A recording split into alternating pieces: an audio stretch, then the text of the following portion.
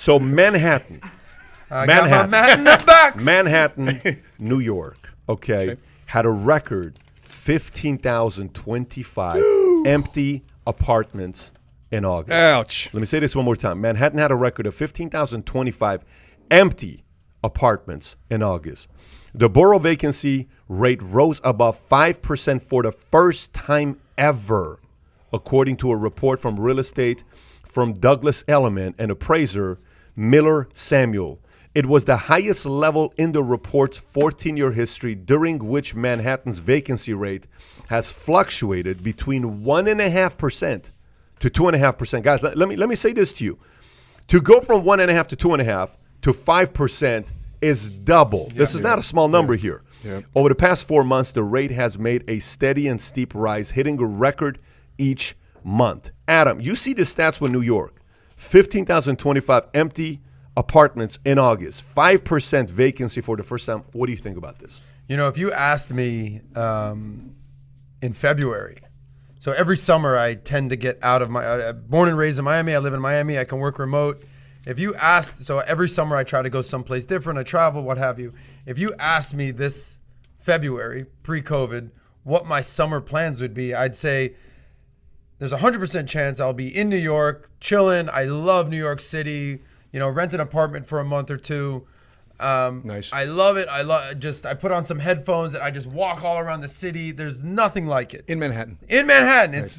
it's the bump.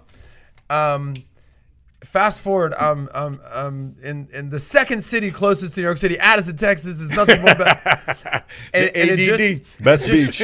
I mean, it just shows what COVID has done. It has taken the life out of New York City. I mean, think about why you live in New York City. Think about why you pay a premium to live in New York City. And New York City, number 2 most expensive place to rent. Number 1, San Francisco. Median rent in New York for a 1-bedroom, 700 square feet, $3,000, right? $3,000. Unbelievable. National average, you're looking at $1,400. So double, and then if you're talking, that's median actually. Average is actually closer to $4,000. But you pay a premium for all the fun and amazing stuff you can do in New York. The museums, the parks, the culture. Going out to eat. But if you can't do that and you're sitting at home, why the hell are you paying $3-4 grand, or if not more, to sit in your apartment? Yeah. There's no point. Yeah. So you pay a premium for fun and lifestyle, but if there's no fun and lifestyle and you're just sitting at home and you can work virtual, It's actually a very good point you're making. why would you ever live in New York at this point? So the benefit that New York offers, you're now not getting. So why am I paying that kind of money to be in New York? Very valid point. That's the point of New York. Very valid point. Very valid point. What do you think about that? Yeah, the same thing too is back to culture. Yeah. That's the culture of Manhattan, the connections and the whole cycle. If businesses aren't operating to create the jobs, and the jobs for people to make money, people to spend the money. Yep.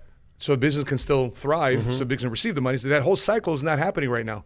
So if the cycle is not happening, this is exposing that vacancy. So this is the question to ask. So when you think about right now with NFL game yesterday, we were watching Deshaun Watson against Pat Mahomes, right? Shout out to Mahomes for just coming what out, he does. just doing what he does.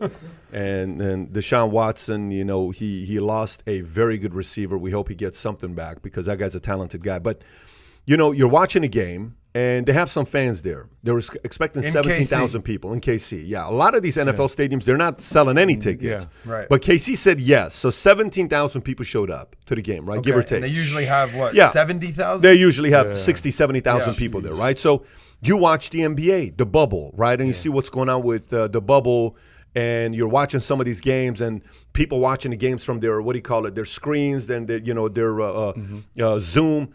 And you're like, okay, cool. Let me see how this is going to work. The question you ask with sports and restaurants is the following. Say because of COVID, NBA lost 1 million fans that are watching it. I'm just throwing a number out there. The question you got to ask is, how many are going to come back? Okay? So if you watch football and you watch it and say, I'm not interested like I was before. You got to have the fans, the screaming, the hollering. Oh, the Richter scale on the sound. Oh, it's so loud right now. Seattle, go louder. Seattle's known to be one of the loudest. And Oklahoma City is known as being one of the loudest. 12 man, Now you don't have that element, right? I mean, if you're missing that 12 man. So are you going to watch the game the same way? But the question becomes, how many are going to come back? I think the biggest thing with this Manhattan deal is the following. Fine, you're at 5%. Yes, it's scary. The question is, how many are going to come back to New York? Right. That's the real question. Because if it doesn't, Mayor de Blasio needs to be fired ASAP. And Cuomo's got to get involved because one of his mayors is screwing the whole thing in New York. And Cuomo's got to look at what things he's doing to take some responsibility and see what they need to change in the state of New York to not be losing people and to gain people back. Because you remember the whole conversation we had a few weeks ago where the whole thing was, well, you know, AOC, you know, Amazon, why should we give you tax breaks to come to New York City? Why are we giving these billionaires tax breaks? Because they're moving their entire operation to a place that they're not used to. And they're going to create 25,000 jobs at an average salary of $150,000 for your city that you lost. Well, now that you're losing an audience and your apartments, 15,025 are empty, do you want those people back? So Cuomo has to sit there and worry and say, how many of these are going to come back? How many of them did we lose permanently? How many of them did we lose permanently?